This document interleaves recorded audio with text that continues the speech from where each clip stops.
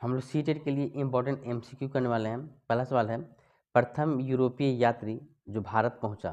Option है Vasco da Gama, Captain Hawkins, Thomas Munro या फिर कोलंबस। प्रथम वेस्टर्न ट्रेवलर जो इंडिया पहुंचा, इसका आंसर हो जाएगा वास्को डी गामा। पहला नंबर इसका सही है। वास्को डी गामा पहला यूरोपियन था जो भारत पहुंचा। अगला सवाल है, शाहजहां क्रोधित होकर किस यूरोपीय कंपनी को बंगाल से बाहर कर दिया। डच, पुर्तगाली, फ्रांसीसी, अंग्रेज।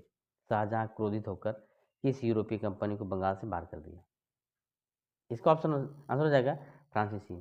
फ्रांसीसियों को शाहजहां ने क्रोधित होकर बंगाल से बाहर कर दिया। नेक्स्ट क्वेश्चन है, बंगाल के नवाब सिराजुद्दौला तथा अंग्रेजों के बीच टकराव के कौन से कारण थे। ए है नवाब द्वारा अंग्रेजों के व्यापारिक रियासत में कमी। बी है नवाब द्वारा नजराने की मांग। सी है सिक्के ढालने और किलेबंदी पर रोक। डी है सभी सही।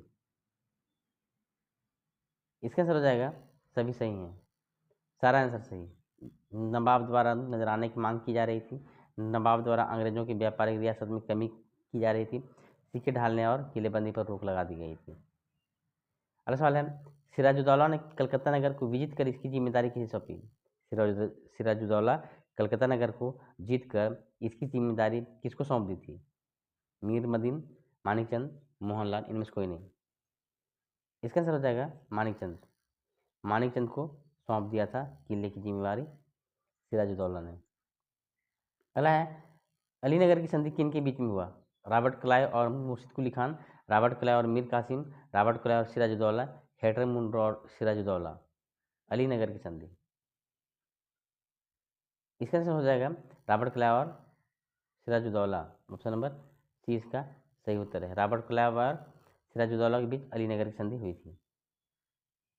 अगला सवाल है, प्लासी के युद्ध के बाद बंगाल की नवाबी किसे प्राप्त हुई। प्लासी के युद्ध के बाद बंगाल की नवाबी। ऑप्शन है मीर जाफर, मुर्शिद कुली खान, मीर कासिम, सिराजुद्दौला। प्लासी के युद्ध के बाद बंगाल की नवाबी किसे प्राप्त हुई। आंसर हो जाएगा मीर जाफर। मीर जाफर को दिया गया था नवाबी।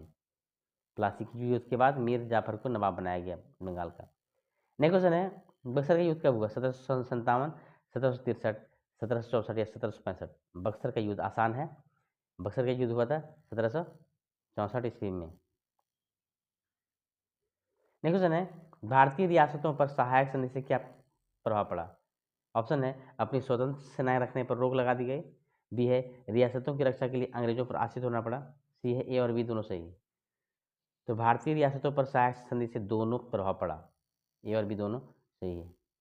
अपनी स्वतंत्र सेना रखने पर रोक लगा देगी और रियासतों की रक्षा के लिए अंग्रेजों पर आश्रित होना पड़ा। अगला सवाल है, हैदर अली की मृत्यु के बाद टीपू सुल्तान मैसूर का शासक कब बना। 1781, 1782, 1783, 1784। टीपू सुल्तान मैसूर का शासक हैदर अली की मृत्यु के बाद।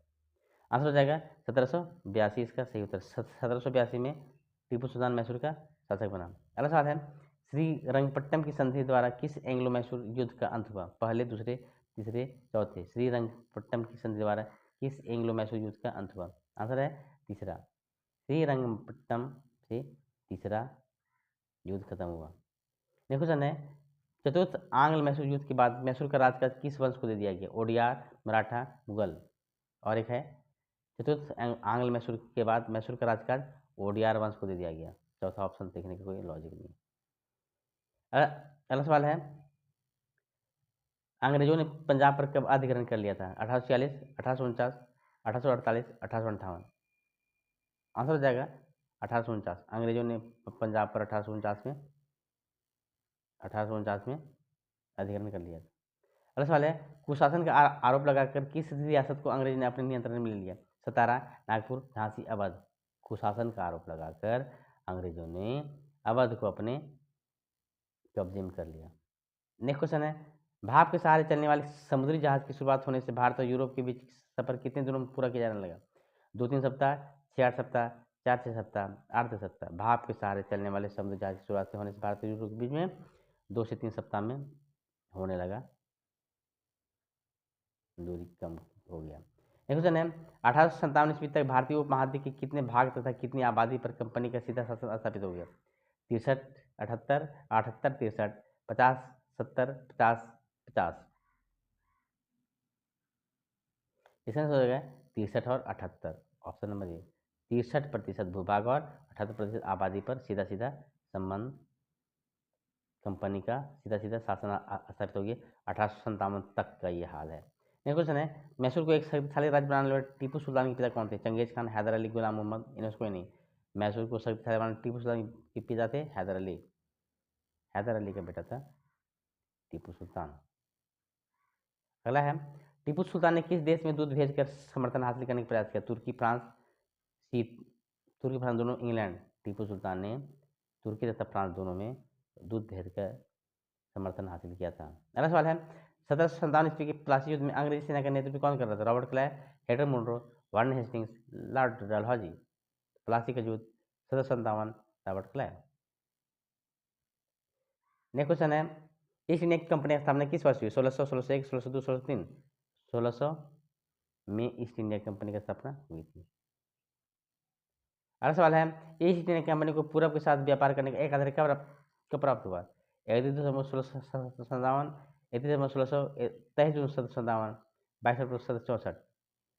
ईस्ट इंडिया कंपनी को पूरब के साथ व्यापार करने का अधिकार 31 दिसंबर 1600 को हुआ। ये था अंतिम सवाल। नेक्स्ट अगले वीडियो में। Thanks for watching.